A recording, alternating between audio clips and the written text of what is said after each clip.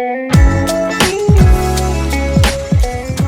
everyone, welcome back to my channel and welcome if you are new. My name is Caitlin Hughes and today I wanted to share a little bit of advice about student teaching, practicum placements, and just a couple tips to help you get through and make the most of your experience.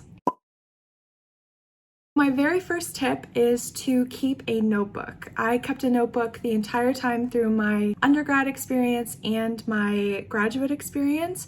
I went to James Madison University for both my undergrad and my master's degree, and keeping a journal really helped me kind of catalog all of the different thoughts that I had, everything that I observed, things that really stood out to me that I wanted to implement into my own teaching someday when I had my own classroom. It's also a really great way to keep tabs on what works and what didn't, based on all the different things that you're going to be trying. There are going to be a ton of experiences and you're not going to want to forget them. So I definitely recommend keeping a journal, even if it's today was really hard, or today I tried a lesson on tone and symbolism and this is what it looked like, or I made a connection with the student today, or my host teacher gave me this advice. I really loved keeping tabs on what worked and what didn't in my own experience, as well as things that I've noticed in my host teachers and different people that I get to observe. I also love keeping a list of all the different resources that I was exposed to. So whether it's educational technology or different texts that are really useful, or different young adult novels that my kids really were drawn to. So for example, I'm an English teacher, so one of the things that I loved writing down was different texts that kids really gravitated towards.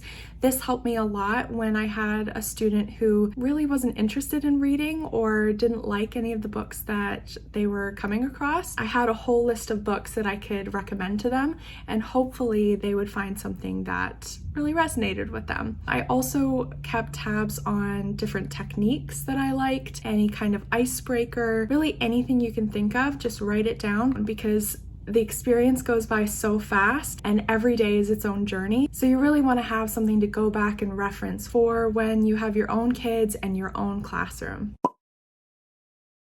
My second tip is to be open to all experiences. There are going to be so many different opportunities that are coming your way, and there's no better time to really step out of your comfort zone and try something new. Whether it's observing or sponsoring a club that you never knew you might be interested in, or trying a new lesson or a new way to do a lesson that you have never thought of before. Now is the time to really step out of your comfort zone and try all these different things on, because it's all learning. It's all good. You've got support behind you. You got your advisors and your host teachers and your friends that are also going through this with you. Now's the time to embrace that quirky side and just try anything. Try not to allow yourself to have any judgment creep in. You're just embracing how fun and quirky and goofy you can be, or how creative you can be with your kids, because they're really going to resonate with that. You always want to be yourself, but you're trying to figure out who you are as a teacher in this moment. Nobody in their practicum or student teaching experience knows who they are as a teacher yet. You're crafting your teacher identity. So this is the perfect time to try new things and step out of your comfort zone a little bit and see who you can become. It's exciting, and it's important that you embrace all those different things. Depending on your program, you're going to have a bunch of different host teachers over your experience, and each one is going to be different in their own way. They all have really valuable advice and insight to offer you, so take it all in. My third piece of advice kind of goes along with all of that, stepping out of your comfort zone and not being afraid to try something new. It can be really nerve-wracking and intimidating to put yourself out there, but I encourage you to view feedback as a helpful resource and not a scary, terrifying thing. You're going to get observed. There are lots of observations. I know I experienced a lot of observations over my academic career in becoming a teacher. And then even when you become a teacher, you'll be observed for different things. But one of the things that's helped me so much that I developed in my undergraduate and graduate years is viewing feedback and viewing observations as a support rather than any kind of criticism or slight against who you are as a teacher or how successful you're going to be. The people that are observing you are most likely your host teacher, your supervisor or academic advisor or professor from your university, and they all want you to succeed. Nobody should want you to fail. They're all there to support you and make your transition into teaching the most wonderful and most enriching as it can be. So don't be afraid to ask for help. Don't be afraid to mess up. One of the things that I loved about James Madison University where I went is we really viewed things as glows and grows. So you have your glows, which are things you did really, really well, and you had your grows. So grows are things that you can improve on, or places of growth that you can make. And that allows you to have a mindset, a growth mindset, which is what we try to teach our kids, but it allows you to view opportunities of growth in your own teaching, and it's just there to make you better. My next piece of advice is to do all of the extra things. So that means really embracing the school that you're placed at. So this could look like if you have a bunch of kids in the school play, go to the play. If you have a bunch of kids that play football, go to the football games. Whatever it might be, really immerse yourself in the culture of the school, and that'll really help you in connecting with your kids and understanding the way that schools run. It's really helpful to not just see the classroom, but see the culture of a school.